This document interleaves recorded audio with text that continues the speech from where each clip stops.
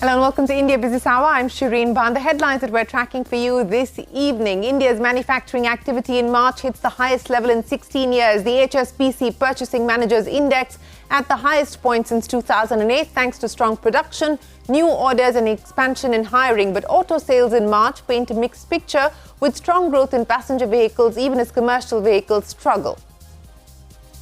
Crude oil prices spike as tensions rise in the Middle East. Iran accuses Israel of bombing its consulate in Syria, killing at least 11 people, including 2 military commanders. Iran calls the attack on a diplomatic mission as unprecedented, promises a harsh response. Israel says it does not respond on foreign media reports. Over 100 Vistara flights cancelled in the last 48 hours after pilots call in sick at the 11th hour. Sources say pilots are unhappy with the new contract which cuts their compensation. The government seeks a detailed response from the airline. After dealing March salaries, Byju's is laying off about 500 employees. The embattled edtech company says it is in the final stages of an ongoing business restructuring exercise. We take your apology with a sack full of salt, says the Supreme Court Baba Ramdev after he tenders an unconditional apology over misleading ads falsely claiming to cure COVID-19. Orders Ramdev to appear in person once again. Court also questions the inaction by the union government and the Uttarakhand state government. The Supreme Court grants bail to Aam Aadmi Party leader Sanjay Singh in the liquor policy case after 6 months. The ED says his custody was no longer required after the court observed that nothing had been recovered in the money laundering probe against him. The court also allowed Singh to take part in political activities.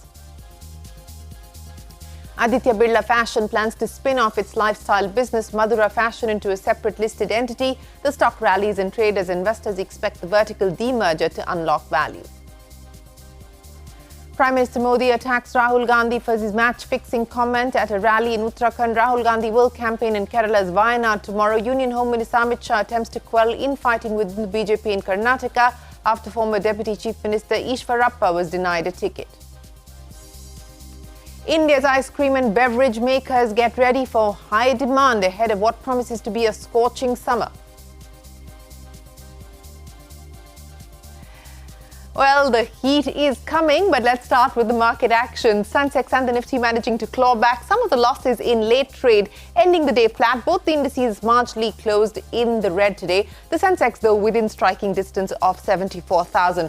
The blue chips are sulked in trade, but the mid caps did outperform and closed about 1% higher. But for the rest of the market, it was just about in the red, a flat close coming in. But good news on the macros. India's manufacturing activity continues to expand for the month of March, touching a 16-year high. That's as per the HSBC India Purchasing Managers Index. Now, the sector activity stood at 59.1 for this month. This comes on the back of the sharpest rise in output and new orders since October of 2020. Now, remember, a reading above 50 indicates expansion, while a score below 50 denotes a contraction. So good news coming in there for the economy. Shifting focus to the auto industry, domestic car sales reaching an all-time high of over 4.2 million units in FY24. March is the 15th consecutive month where passenger vehicle sales have topped previous monthly records. But two-wheeler sales in March threw up a mixed picture. While the motorcycle market grew 22%, scooter sales saw slower growth of 2%. Commercial vehicles and tractor sales also declined in March due to subdued demand. The auto industry expects growth to moderate to 3% in FY25 due to a high base effect. Take a look. All of us felt that probably, fiscal 24-25, the growth could moderate to about low single digits. So we all had a consensus about 2.5-3%. But that said, I don't think we should be too much worried about it because a growth on highest ever numbers is not bad at all. We are planning for it to be next year or this year to be better than the previous year. But, having said that, one thing which I want to point out in exports is if you look at the value growth, there is a value growth. There is no value decline because the parts of the business which are growing, which is Latin America, have a very rich mix of higher value products. We saw it exceeding the 4 million mark for the first time. We ended up at around 42.3 lakhs. Last year it was 38.9 lakhs. So that's a good growth, almost like 8.5%, 9%. Maruti Suzuki actually grew faster, so we could come to a figure of around 17.94 lakhs. So which was pretty good, I would say. Yes, growth has been faster, so we've been able to add market share as well.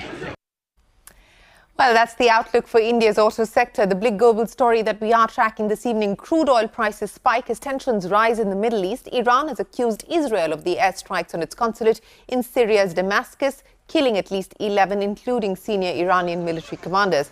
Syria condemning the attack but did not explicitly name Israel. Iran's foreign minister has said the country reserves the right to carry out a reaction and will decide on its response and punishment of the aggressor. The Tehran-backed militant group Hezbollah has also reacted, saying the attack will be met with punishment and revenge. The United States has told Iran it had no involvement or advanced knowledge of the Israeli strikes in Syria. Former envoy to Iran, DP Srivastava, says the alleged Israeli attack raises concerns of a further escalation in the region. Attack on a government facility raises the risk of escalation. And I don't think that is something which is in either Israel's interest or interest of countries of the region. Oil prices have remained more or less under control. They have risen, but they have, it's still a controlled increase. In case the war spreads to the Gulf, all bets are off. And non-profit organization The World Central Kitchen has said that at least 7 of its workers, mostly foreign nationals, were killed in an Israeli airstrike in central Gaza. The NGO has also said that workers were part of a team that was delivering food to civilians in Gaza and were traveling in a conflict zone in 2 armored cars. Israel Prime Minister Benjamin Netanyahu has called the incident a tragic case of forces unintentionally hitting innocent people. Unfortunately, in the last days, there was a tragic case of our forces unintentionally hitting innocent people in the Gaza Strip. It happens in war. We check it to the end. We are in contact with the governments, and we will do everything to make sure that this does not happen again. That's Benjamin Netanyahu there. The big story back home: more than 100 Vistara flights have been cancelled in the last 48 hours after pilots called in sick. There was chaos at airports after angry passengers confronted Vistara officials over the cancellations. Sources say pilots are unhappy with the new contracts, which cut their compensation. The Aviation Ministry has asked the airline for a detailed response on the cancellation. Madhiya standing by now to take us through what is the cause of the turbulence at Vistara. What exactly is going on? What seems to be the problem, Madhiya? Well, this is clearly one of the pre-merger turbulences at Vistara, and the pilots' unrest is something that was actually bound to happen. So here's what has led to the crisis. Several pilots are reporting sick at the last minute, leaving passengers stranded and forcing the airline to cancel flights. So why are the pilots upset and why are they going on mass sick leaves? The issue centers around their salary contract, which they were told to sign by the 15th of March. There is a significant change in their contract after the merger process with Air India started across departments.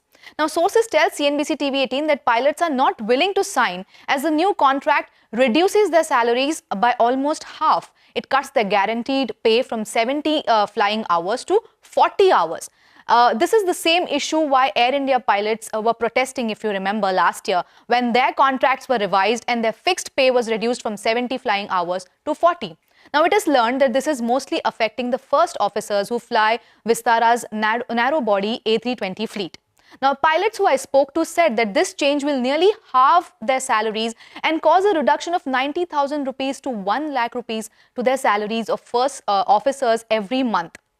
Another pilot said that they may not get to fly more than 40 hours if the airline doesn't roster them, or if they are on leave, or they are not keeping well. While we don't know yet how many pilots have signed the contract, but an email that Vistara sent to pilots stated that pilots who don't sign the revised contract will not be allocated a slot on the upgrade sequence list. They will not receive the one-time payout, and it will also be considered that they do not wish to join Air India once the merger is approved, and consequently, they will not be included in the transition to Air India. So the message is very clear. Pilots who don't sign will have to say goodbye. So how will Vistara resolve this issue? Will it listen to pilots, or will pilots come to terms with the new contract? We will keep watching how this situation unfolds. One is the world, they classify themselves as a working class as far as their emoluments and other facilities are concerned. Another thing is when they come out of the workplace, they feel they belong to the elite group. They are an elite class of people, highly trained technocrats, and in my view, they should be in that group rather than behaving like working class people, striking for very little things. Today, the pilots are at fault because this is a travel season which might have started. People would be like, people could go to various places for the holidays, and the pilots have actually put the gun to the temple of the passengers whom they are harassing now. You're bringing them down to 40 hours. This is the new contract that you're bringing in to merge into the larger airline because their pilots have it. But what you're doing is, in effect, dropping their salaries by about $1.5 lakh per month. Now, why would somebody sign on a dotted line to get a reduction of salary in a merged company? Their company is already profit-making. So that's the reason for disquiet. I do believe even this is surmountable if there was discussions, if there were proper, across the table discussions. I can't see, any sort of difficulty in this. Well, passengers currently bearing the brunt of the fracas at Vistara. Moving now to the first IPO of the fiscal, Bharti Hexacom's initial public offer will open for subscription tomorrow. This will be the first IPO from the Bharti Group after the listing of Bharti Infratel way back in 2012. The company has fixed a price band of 542 to 570 rupees per share for its 4,275 crore rupee IPO. Shares of Tata Tech jumping nearly 5% in trade. This after the company announced a joint venture with BMW Group to develop software for the auto giant. In an exchange filing, Tata Tech added that the software will help BMW's automated driving and dashboard system. However, financial details of the agreement have not been disclosed just yet. Troubled edtech startup Byju's has begun to lay off employees via phone calls. Sources tell CNBC TV 18 that 500 jobs will be cut in this current round of job cuts. Now, the layoffs will primarily impact the sales team. Now, the restructuring plans were announced in October last year. Byju's has terminated the employment of over 10,000 employees in the last 2 years. Ritu's here with more. Ritu, so this is the latest in the round of job cuts that Byju's has undertaken over the last 2 years. But the question is, will it stop here? We understand that Byju's is letting go of at least 500 people in yet another round of layoffs on the back of a second month of a salary delay for its employees as well. And we understand that these layoffs are part of a business restructuring which was announced in October, soon after the new CEO Arjun Mohan took reins of the company, and it was targeted at simplifying the operating structure, reducing the cost base, improving the cash flow, reducing debt, and so on. Now, we've been given to understand that at the time of announcing this restructuring exercise, Byju's had estimated this to have an impact of a maximum of 4,500 jobs at the time. But since then, they have already cut approximately 2,000 jobs in October 2023 and another 500 now in this latest round. So this will imply that another 1,000 to 1,500 jobs could still get affected in the coming months in a worst case scenario for the company. Although our sources in Byju's said they expect this to be the last round of cuts, at least for now. Remember, Byju's has already laid off more than 10,000 employees since 2022 amid the financial and legal troubles the company finds itself in. In a statement to us, they did confirm the layoffs without putting any number to it, and they blamed it on the stalled rights issue because of the ongoing litigation with foreign investors, where they said they were in the final stages of a business restructuring, but they were going through an extraordinary situation because of this litigation with 4 foreign investors, where they said every employee and the ecosystem is going through tremendous stress. They claimed they will be able to put behind this unfortunate situation with majority investor support for that $200 million rights issue. But of course, when this money will actually come in with the ongoing litigation in courts, that remains a question mark. Ritu, many thanks for joining us. Patanjali's co-founder Baba Ramdev appearing in person at the Supreme Court today, tendering an unconditional apology over misleading ads that falsely claim to cure COVID-19. The Supreme Court, though not impressed, the judges observed, and I quote, "We take your apology with a sack full of salt," end of quote. Ramdev was ordered to appear in person once again for the next hearing. The Union government and the Uttarakhand state government were also pulled up by the court for inaction over the misleading ads. Ashmit is standing by now to take us through what transpired in court. Ashmit, the Supreme Court clearly not impressed with Baba Ramdev's apology, and of course pointing out that there has been continued defiance and belligerence. Well, a rough day in court for Baba Ramdev. Today was the D-Day, and it was the day that he was supposed to clock in person before the highest court of the country. The hearing was scheduled at 10:30. He came in at 10.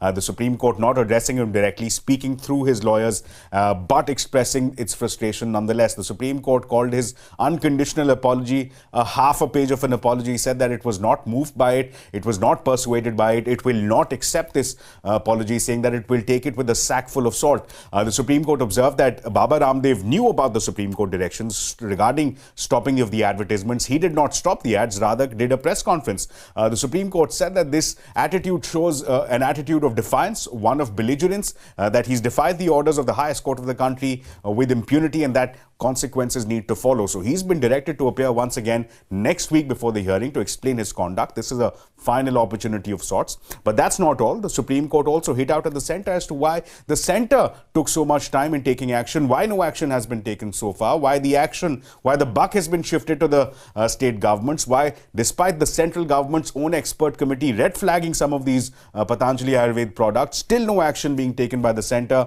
In fact, at one point also red flagging the conduct of the Uttarakhand government, which recently sprung into action, asking why action so late, number one, and number two, why the action is restricted only to a warning when the law does not even provide for warning, it provides for much stricter action. So Supreme Court putting all stakeholders on notice, asking tough questions of Baba Ramdev, the central government, as well as the state governments. Ashmit, many thanks for joining us. Beverage giant PepsiCo will invest 1,266 crore rupees to set up a flavour manufacturing plant in Ujjain in Madhya Pradesh. The company said the plant will start operations in the first quarter of 2026. This is PepsiCo's second such flavour manufacturing facility after Channu in Punjab. Aditya Birla Fashion plans to spin off its lifestyle business, Madura Fashion. In a statement, the company said the proposed demerger will help create two separately listed companies as independent growth engines with distinct capital structures and parallel value creation opportunities. The stock rallied in trade as investors expect the vertical demerger to unlock value. Now, a report by the Met Department anticipates that this summer is going to be long and a much warmer one. The report has predicted above normal temperatures in the months of April to June. The year has also seen an earlier onset of summer, with February and March hotter than normal in many southern states. In a conversation with CNBC TV 18, K.S. Hosalikar, Deputy Director General at the Indian Met Department, advises people to avoid stepping out between noon to 3 p.m. Take a look. I can say that, the summer, the updates on the summer that we have on April, May and June, it's going to be warmer, or probably it's going to be hotter than they expected. Probably I think we should be wise enough to understand that between 12 to 3 p.m. during the daytime, if this can be avoided, much better results can be achieved. Maybe the coastal Andhra Pradesh, Telangana, northern part of the Karnataka, most parts of the Maharashtra, some parts of MP, and some parts of Chhattisgarh, and some parts of Gujarat.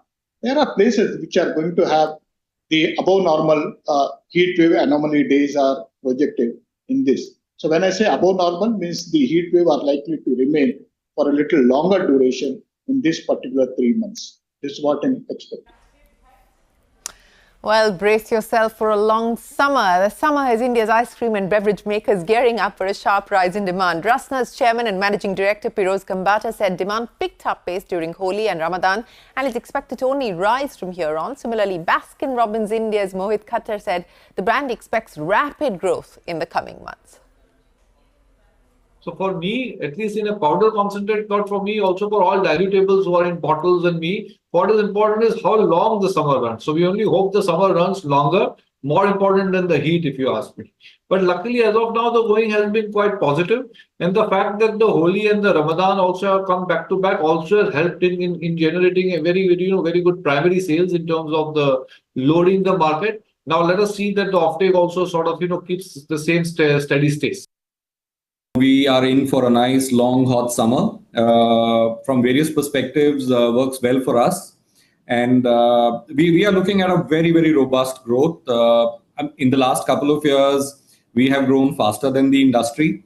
And our assumption is that this year too, with the plans that we have, both in terms of new products, new marketing ideas, campaigns, promotions, etc., we should be pretty much growing faster than the market. Over the last 2 years, we've been averaging a growth of roughly about 30% annually. And we pretty much expect that even this year.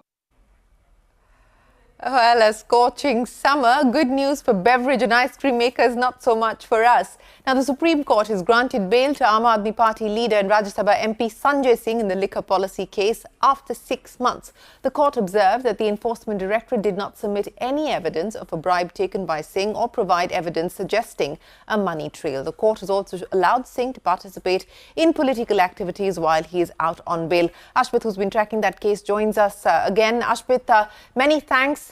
Sanjay Singh has been in custody for 6 months now and been in jail for 6 months now. Take us through the key observations made by the court while granting him bail.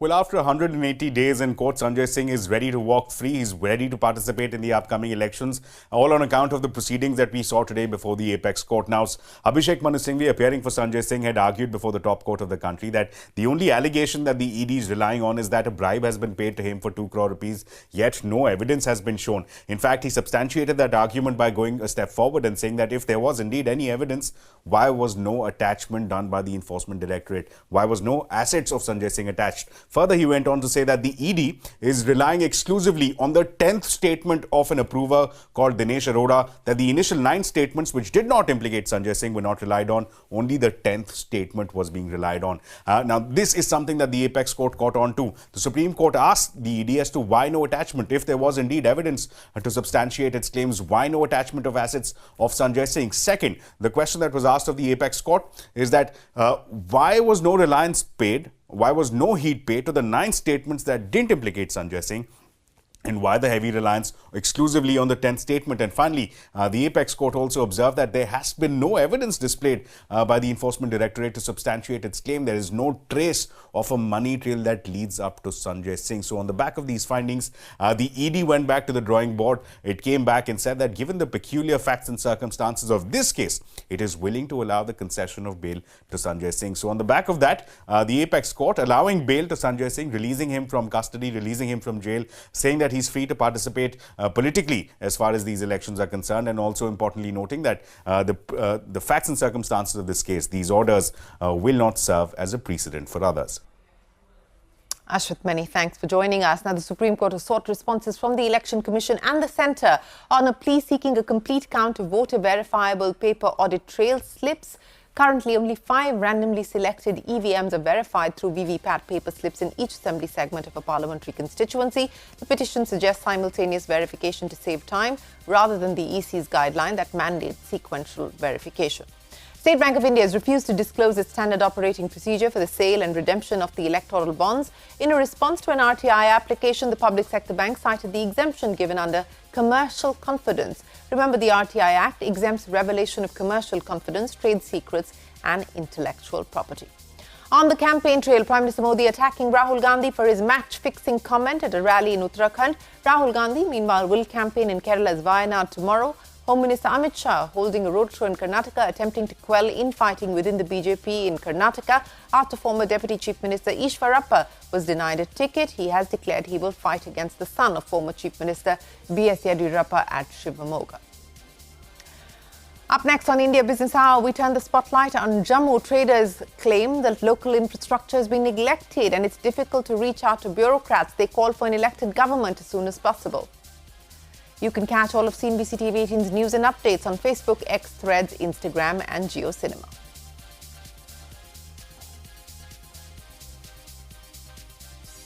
In international news, former US President Donald Trump's net worth plunged by about $1 billion after shares of Trump Media clocked a steep set of losses. This after Trump Media disclosed that it lost more than $58 million and generated very little revenue in 2023. Remember, Trump Media is Trump's primary source of income and of the parent company of social media platform, Truth Social.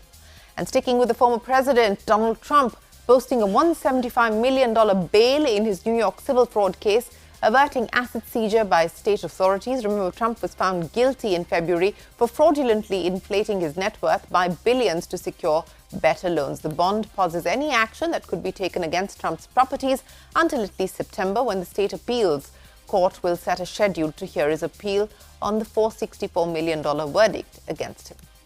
A 12-year-old student has died and 2 others have been seriously wounded in a school shooting in Finland. The suspect is also a 12-year-old and was later arrested by the police. Infrastructure and education, the top 2 areas that the central government has been pushing in the Jammu region ahead of elections. A new IIT, IIM and AIIMS have been built in the city. Prime Minister Modi on his recent visit to Jammu announced infrastructure projects worth 32,000 crore rupees. However, not much has changed in the old areas and markets of Jammu. Local businesses say their reach to the government is minimum in the absence of a state government. Shivani Bazaz finds out more.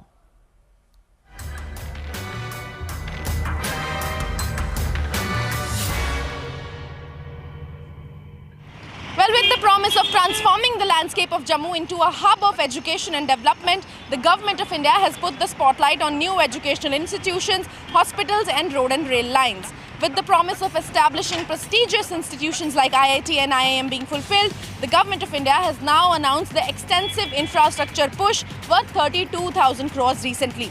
Prime Minister Narendra Modi also laid the foundation stone for a new terminal of the Jammu airport. Clearly, ahead of the election, the focus of a Viksit Jammu is education and connectivity.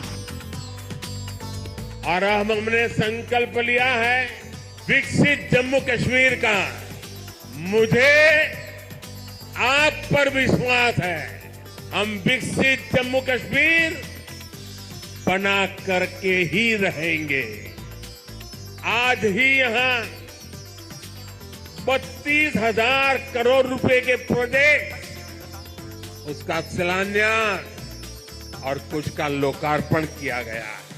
With infrastructure as the key focus in Jammu for the upcoming Lok Sabha elections, local businesses say that even after big boost to infra projects, Jammu's local markets remain neglected. Beautification तो इन्होंने almost हो चुकी है, लेकिन अभी भी इसमें बड़े सारे काम बाकी रह गए। जैसे हमारी अंडरग्राउंड वायरिंग थी, वो अभी बचा हुआ है। पानी का कुछ इश्यूज हैं, कुछ पार्किंग के। सबसे जो हमारा मेन इशू है वो है पार्किंग और ट्रैफिक का। एक्चुअली हमारे यहाँ पे आसपास कोई पार्किंग स्लॉट नहीं है, और ये जो हमारी है जो मार्केट है, ये इन्होंने बनाई थी 1 वे के लिए, लेकिन अभी ये ऐसा है कि ये बोथ वे चलती है, तो इसमें पूरा दिन जैमिंग रहती है। नई सरकार आएगी तो एक तो जो पॉपुलर गवर्नमेंट होती है उसकी एक्सेसिबिलिटी आम लोगों के लिए ज़्यादा होती है। जो ब्यूरोक्रेसी होती है, आम लोग उनके पास पहुंचने में भी उनको दिक्कत होती है, परेशानी होती है। Even though work has been done under the Jammu Smart City project, small businesses say that the absence of a local representation and a state government has made things difficult for businesses. Many issues including parking, congested roads and lack of civil facilities continue to be important issues for local businesses in Jammu's famous Raghunath Bazaar, Gandhinagar and Apsara Road markets. जब हमारी ये government बनेगी तो हम जो सुनवाई तो होती है, क्योंकि ये एलजी सरकार है। एलजी सरकार में किसी की सुनवाई नहीं है, क्योंकि ब्यूरोक्रेट बैठे हुए हैं, बाहर से लोग आए हुए हैं, उनको ना पता है गांधीनगर का, ना उनको जम्मू का पता, ना किसी गली का पता है। जम्मू के लोकल लोग लगेंगे, वही एडमिनिस्ट्रेशन में बैठेंगे, उनको पता भी है कि हमने कैसे एडमिनिस्ट्रेशन को चलाना। इंफ्रास्ट्रक्चर डेवलपमेंट में यस, इंफ्रास्ट्रक्चर डेवलपमेंट हो रहा है। जैसे रिंग रोड्स बन रही हैं, हाईवेज बन रहे हैं। अगर आप देखें तो यहाँ पे स्मार्ट सिटीज़ जब हमारे सैंक्शनड हुए all over the nation, Jammu की 2 स्मार्ट सिटीज़, उनमें नाम है एक जम्मू एंड एक कश्मीर। कहीं की भी इकॉनमी आप देखोगे जहाँ पे लोगों का आना जाना ज़्यादा रहेगा, वहीं की इकॉनमी राइज करती है, चाहे उसके साथ लोकल बिजनेसेस हों, चाहे हमारी बड़ी इंडस्ट्रीज़ हों। लेकिन ये चीज़ों की सुनवाई नहीं हो पा रही। ये हमारी लोकल लीडरशिप जो नहीं है, मे बी उसका इफेक्ट रहेगा सबसे ज़्यादा। Clearly, local issues remain the top priority ahead of elections. In Jammu City with Vijay Lakshman Singh, this is Shivani Bazaz for CNBC TV 18. Well, that is the latest in our election exchange dispatch, this time from Jammu and Kashmir. With that, it is time for us to wrap up this edition of India Business Hour. Thanks very much for watching. The news will continue right here on CNBC TV 18. Stay tuned.